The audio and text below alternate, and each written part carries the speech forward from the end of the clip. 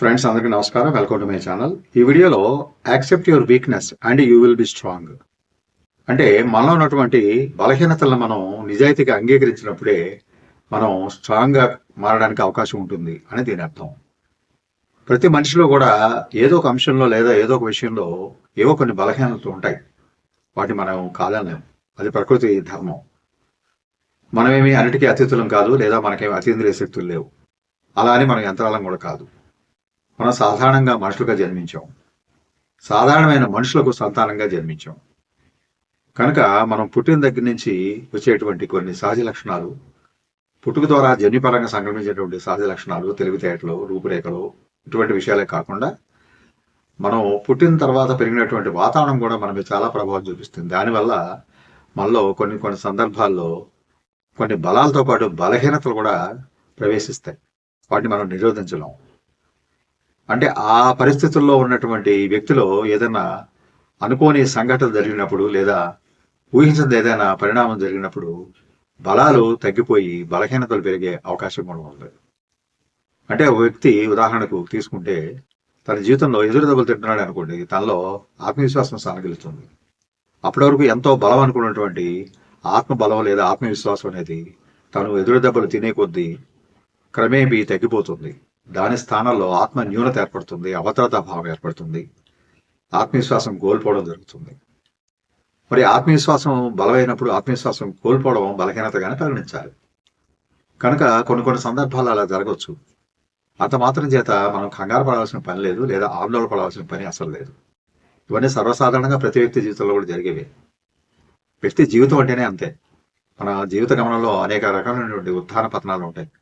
శిఖరాలు ఎక్కగలుగుతాం, అలాగే కొన్ని సందర్భాల్లో లోతులో పడిపోతాం, లోయల్లో పడిపోతాం. అయినా కూడా బౌన్స్ బ్యాక్ అయ్యి పైకి లేవటం అనేది ఒక బలంగా బంతిని కానీ నేల కొడితే ఏమవుతుంది, అది అంతే బలంగా పైకి లేస్తుంది. అదేవిధంగా మనిషి బౌన్స్ బ్యాక్ అయ్యి ఎప్పుడైతే నిలదొక్కుంటాడో ఆ వ్యక్తిని మనం తక్కువగా అంచనా వేయకూడదు. అటువంటి వాళ్ళు పరాజయ అంచుల దాకా వెళ్ళి తిరిగి విజయ శిఖరాన్ని అందుకునేటువంటి ధీరోదాతులుగా మనం వాళ్ళు అభివర్ణించాలి. అలా చాలా ఉదాహరణ మనం చూడవచ్చు మన చుట్టూ ఉన్న ప్రపంచంలో.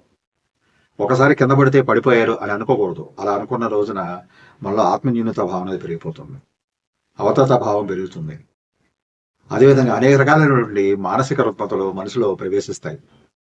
దానివల్ల మనం జీవితం మీద కూడా విరక్తి కలిగేటువంటి సందర్భాలు కూడా ఏర్పడవచ్చు. అంత ప్రమాద స్థాయికి మనల్ని మనం నెట్టేసుకునే పరిస్థితి వస్తుంది. మరి ఇటువంటి బలహీనతని ఏ విధంగా మనం బలాలుగా మార్చుకోవాలి అనే దానికి చాలా ఉదాహరణలు మన పెద్దలు చెప్పడం జరిగింది, ఎంతో అనుభవపూర్వకంగా. ఎందుకంటే బలహీనత అనేది ఒక లక్షణమే కానీ అది పూర్తిగా జీవితం మొత్తం ఉండదు. దాన్ని మనం ఉన్నటువంటి బలహీనతలు ఏమిటని మనం నిజాయితీగా విశ్లేషణ చేసుకొని దాన్ని ఏ విధంగా దాని నుంచి బయటపడగలం అనేటువంటిది మనగా మనం స్వయం కృషి ద్వారా, లేదు ఇతరుల యొక్క సహాయ సహకారాలు తీసుకొని, అవసరమైతే థెరపీ తీసుకొని కూడా సైకలాజికల్గా కూడా కొంత మనం ముందు జాగ్రత్తగా వెళ్ళినట్లయితే అటువంటి బలహీనత నుంచి మనం బయటపడడానికి అవకాశాలు ఉంటాయి. అంతేగాని మనకు ఉన్నటువంటి బలహీనతలు ఇలాగే ఉంటాము, మనం ఇలాగే ఉంటాము, ఇక ముందు కూడా మన జీవితం ఇలాగే ఉంటుంది అనేటువంటి నిరాశ నిస్పృహలు కానీ లోనట్లయితే అది మనిషిని మరింత పొంగతీస్తుంది. బలహీనత లేని మనిషి అంటూ ఉండరు, మానవ సహజం అది. కానీ ఉన్న బలహీనతని కప్పపుచ్చుకోవడానికి ఏదో రకంగా తను మనిషి ప్రయత్నం చేయటం అనేది సహజం. అది స్త్రీలు కానీ పురుషులు కానీ అందరూ సమానంగా ఎందుకుంటారు? ఒక చేతి వెళ్ళే సమానంగా ఉండవు. ఒక తల్లి కన్న పిల్లలే ఒక రీతిగా ఉండరు. అలాగే మనిషికి బట్టి మనిషి వేరువేరు రకాలైనటువంటి ఆలోచన విధానం వేరుగా ఉండొచ్చు, తర్కించే విధానం వేరుగా ఉండొచ్చు, చూసే దృక్కోణం వేరుగా ఉండొచ్చు. ఇట్లా రకరకాలుగా వేరు పరిస్థితుల్లో వేరు మనుషుల మధ్య చాలా తేడాలు కనిపిస్తాయి. అలానే అందరినీ ఒకే గాట కట్టలేం. కొంతమంది కర్మను నమ్ముకుంటారు, అదృష్టం లేదులే అనుకుంటారు. అదృష్టం అంటేనే అసలు దృష్టం కానిది, కంటికి కనిపించనిది అని అర్థం. ఆ మాటలోనే అర్థం అనేది ఏమిటి ఉంది. కనుక దాన్ని నమ్ముకొని తను చేయవలసిన కర్తవ్యాన్ని విస్మరిస్తే అంతిమంగా నష్టపోయేది ఎవరు? ఆ వ్యక్తే. అందుకే కర్మని నమ్ముకోవడం అనేది విడిచిపెట్టాలి. శ్రమ చేయాలి. శ్రమ చేస్తే ఫలితం అనేది తప్పకుండా దొరుకుతుంది. మనం విత్తనం నాటితే కదా ఏ మొక్క అనేది బయటకు వచ్చేది. అలాగే ఆలోచనని నాటితేనే కదా మనసులో ఏదో ఒక ఆచరణయోగ్యమైనటువంటి కార్యక్రమం బయటకు వస్తుంది. అదేమీ లేకుండా మనం ఖాళీగానే ఉంచేస్తే ఆ నేల బీడిబారిపోతుంది, లేదా పిచ్చి మొక్కలు, కలుపు మొక్కలు లేస్తాయి. అది మరింత నష్టాన్ని చేకూరుస్తుంది. భూమిలో సారం కోల్పోతాం. అదేవిధంగా మనిషి మనసు కూడా అంతే, సహనం కోల్పోయినాక మనం ఏం చేయలేం. కనుక మనం నిస్సహాయులము, లేదా అసక్తులము, బలహీనులము, మిగతా వాళ్ళతో పోల్చుకుంటే మనం ఎందుకు పనికిరాము, కొరగాని వాళ్ళము అన్నట్టుగా మనల్ని మనం మానసికంగా హింసించుకోవడం, లేదంటే మనల్ని మనం ద్వేషించుకోవడం, అసహించుకోవడం అనేది కూడా మంచిది కాదు. అది ఒక మానసికమైన వ్యాధి. కనుక అటువంటి రుగ్మత నుంచి బయటపడడానికి ఎప్పుడు కూడా మనం సానుకూలమైన ఆలోచన అనేది మనసుకి, మెదడుకు మేతగా పెడతా ఉండాలి. అంటే సానుకూలమైన ఆలోచనలతో మనసుని నింపేయాలి. ఎప్పుడైతే మన తలపులు మంచిగా ఉంటాయో ఆలోచనలు శిఖరాగ్రహాల వైపు ముందుకు వెళ్తాయి, విజయాల వైపు మనల్ని మళ్లిస్తాయి. కనుక అటువంటి ఆత్మస్థైర్యము, అలాగే సానుకూలమైన ఆలోచనలు కలిగి ఉండటం ఎప్పుడూ కూడా అవసరం. మనిషి పండినట్టే ఉండరు, లేస్తారు. ఏదో ఒక అవకాశం అనేది అదృష్టం అనుకోండి మీ దృష్టిలో, అది తలుపు తడుతుంది. కానీ అవకాశాన్ని గుర్తించి దాన్ని అందిపుచ్చుకున్న వాళ్ళు విజయాలకు చేరువ కాగలుగుతారు. కొందరిలో ప్రతిభా సామర్థ్యాలు ఉన్నా కూడా అవి అట్టడుగునే ఉంటాయి. అవకాశాల కోసం ఎదురు చూస్తూ వాటిని మరుగున పడేస్తారు. అవకాశం వచ్చినప్పుడు వాటిని వాడదామని. నిరుపయోగమైనటువంటి అస్త్రాలు ఉండిపోతాయి. అవి ఏదైనా వాడితేనే కదా, ఉపయోగంలో ఉన్నప్పుడే దాని యొక్క విలువ అనేది తెలుస్తుంది. ఉపయోగం లేనప్పుడు ఏమవుతుంది, ఎంతటి విలువైన అస్త్రశస్త్రం కూడా ముద్దువారిపోతుంది, దానిలో వాడిపోతుంది, వేడిపోతుంది. అలాగే మనిషి కూడా అంతే. మనకి ఎంత సమర్థత, ఎన్ని తెలివితేటలు, ఎంత ప్రతిభా సామర్థ్యాలు ఉన్నా కూడా వాటిని ఉపయోగించకుండా నిరుపయోగంగానే పడేసినట్లయితే కొంతకాలానికి అవి మరుగున పడిపోతాయి, ఎందుకు పనికి రాకుండా పోతాయి.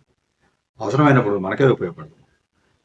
కనుక ఇటువంటి అంశాలను కూడా దృష్టిలో ఉంచుకొని మనకు ఉన్నటువంటి బలహీనత ఏమిటి అనేది మనం లిస్టౌట్ చేసుకొని వాటి నుంచి ఏ విధంగా బయటపడాలి అని ఆలోచన చేయాలి తప్పితే మనకున్న బలహీనతల్నే అట్లాగే నెమరేసుకుంటూ అదే కార్యక్రమం మీద మనసు మీద లగ్నం చేసి మిగతా విషయాల మీద ఏమి పట్టుకోకుండా నిర్లిప్తంగా నిస్సహాయంగా ఉన్నట్లయితే ఎవ్వరూ మన చేయందని ముందుకు రారు. మన భుజం మనమే తట్టుకోవాలి, మనకు మనమే స్ఫూర్తి నింపుకోవాలి, మనకి మనమే చైతన్యం కల్పించుకోవాలి, మనకు మనమే స్ఫూర్తి నింపుకోవాలి. ఎవరి జీవితం వాళ్ళదే. ఎవరైనా ఎందుకు వస్తారు, మనం ఒక అడిగేస్తే 2 అడుగులు చేయి అందిస్తారు. అసలు మనం కూలబడితే ఎవరు కూడా మన గురించి ఆలోచించరు, ఎవరో లేపరు. వీడి కర్మ, ఈ వ్యక్తి కర్మ ఇంతే అని వదిలేస్తారు. పైగా దానివల్ల సమాజానికి మనం దూరం అయిపోతాం. మనిషి సమాజంలో అంతర్భాగం, మనిషి సంఘజీవి. తన చుట్టూ ఉన్న సమాజంలోనూ తను చాలా చలాకీగా, చురుకుగా ఉండాలి. లేకుంటే సమాజానికి దూరం అయ్యే ప్రమాదం. దానివల్ల ఐసోలేట్ అయిపోతే ఏమవుతుంది, కొంతకాలానికి శారీరకంగా, మానసికంగానే కాక అన్ని విధాలా కూడా ఒంటతనం అనేది ఆవరిస్తుంది. నిరాశ, నిస్పృహ ఇవన్నీ కూడా మనిషిని పట్టి పీడిస్తాయి. అంతిమంగా విలువైనటువంటి జీవితం కోల్పోయేటువంటి ప్రమాదం కూడా ఉంది. కనుక బలహీనతలు అనేవి ఏ వ్యక్తులైనా ఉంటాయనేది జనరలైజ్ చేసుకొని, కామన్గా అనుకొని ఉన్న బలహీనతల నుంచి ఏ విధంగా మనం బలవంతులుగా తయారవ్వాలి అనే అంశాల మీద దృష్టి సారిస్తే ఫలితాలు మంచిగా ఉంటాయి. దాంతో జీవితం కూడా బాగుపడుతుంది. Thank you for watching this video. Please subscribe my channel, share చేయండి, లైక్ చేయండి, కామెంట్ చేయండి. నమస్తే.